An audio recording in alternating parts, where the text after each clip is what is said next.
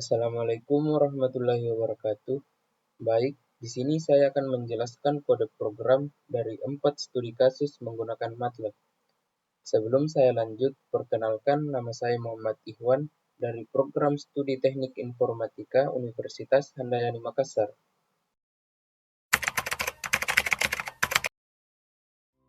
Oke, baik, kita masuk ke studi kasus yang pertama, yaitu operasi intensitas kecerahan citra. Di sini kita memasukkan gambar terlebih dahulu menggunakan fungsi imred dengan nama file vis.jpg. Kemudian kita mengubahnya ke grayscale dengan fungsi RGB to gray. Ini dilakukan supaya citra hanya memiliki satu nilai intensitas per pixel dalam skala 0 sampai 255, di mana 0 artinya hitam dan 255 artinya putih. Kemudian kita menambah intensitas kecerahannya. Kita menggunakan fungsi image yang menambahkan nilai 100 ke setiap pixel pada citra grayscale. Semakin besar nilainya, semakin terang warnanya. Kemudian kita mengurangi intensitas cahayanya menggunakan fungsi imsubtract. Kita mengurangi nilainya 100 dari setiap pixel. Semakin kecil nilainya, semakin gelap warnanya. Kemudian untuk menampilkan hasil, kita menggunakan fungsi subplot dan imshow. Kenapa kita tidak menggunakan fungsi imshow saja? Karena untuk menampilkan gambar yang banyak kita menggunakan fungsi subplot, sedangkan fungsi imshow hanya menampilkan satu gambar saja. Untuk angka pertama ini menentukan baris, sedangkan angka kedua menentukan kolom. Kemudian angka yang ketiga itu menentukan urutan. Kemudian kita lihat hasilnya sesuai yang saya jelaskan tadi. Kita mengubahnya ke grayscale dulu, kemudian kita menambahkan intensitas cahayanya, dan di sini kita mengurangi intensitas cahayanya. Baik, kita masuk ke studi kasus yang kedua, yaitu transformasi geometri dasar, rotasi dan flipping. Yang pertama kita lakukan yaitu memasukkan gambar dengan fungsi imred dengan file blend.jpg. Kemudian saya menggunakan fungsi imrotate untuk memutar gambar sebesar 30 derajat. Fungsi ini mengubah orientasi citra sesuai sudut yang ditentukan.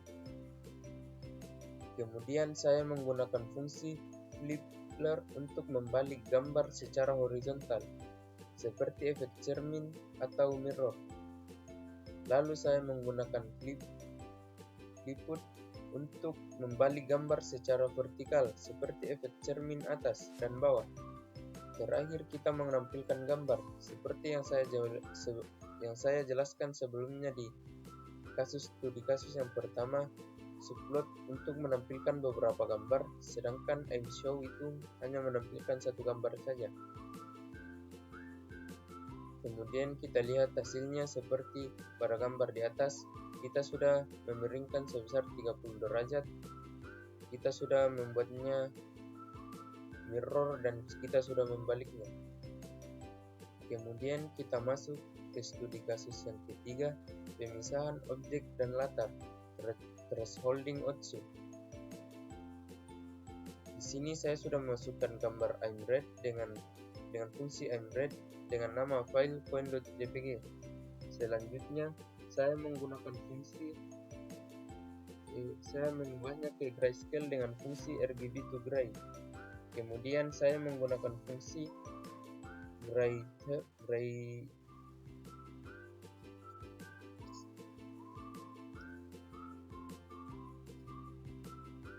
Selanjutnya kita masuk ke studi kasus yang ketiga, pemisahan objek dan latar, thresholding Otsu. Di sini saya sudah memasukkan gambar dengan fungsi imred dengan nama file point.jpg. Kemudian kita mengubahnya ke grayscale menggunakan fungsi RGB to gray. Selanjutnya saya menggunakan fungsi grayhairs untuk menentukan nilai ambang batas secara otomatis dengan menggunakan metode Otsu. Metode ini bekerja dengan mencari titik pemisah terbaik antara dua kelompok pixel, yaitu objek dan latar belakang berdasarkan sebaran intensitas gambar. Setelah ambang batas didapat, saya menggunakan fungsi Unbinarize untuk mengubah citra menjadi citra biner. Piksel yang dinilainya di atas ambang batas akan menjadi putih dan yang di bawahnya menjadi hitam. Dengan begitu, objek koin akan terlihat jelas terpisah dari latar belakangnya. Terakhir, untuk menampilkan hasil, kita menggunakan fungsi subplot seperti pada studi kasus sebelumnya. Kemudian kita lihat hasilnya. Di sini hasilnya sudah jelas seperti pada layar di atas. Kemudian kita masuk ke studi kasus yang keempat atau studi kasus yang terakhir pada video ini, yaitu deteksi TP menggunakan metode Kenny dan Sobel. Di sini saya sudah memasukkan gambar dengan fungsi imRed dengan nama file kepitting.jpg. Kemudian saya mengubahnya ke grayscale dengan fungsi RGB to gray. Kemudian saya menggunakan fungsi add dengan metode Sobel untuk mendeteksi TP objek berdasarkan perubahan intensitas piksel secara horizontal dan vertikal.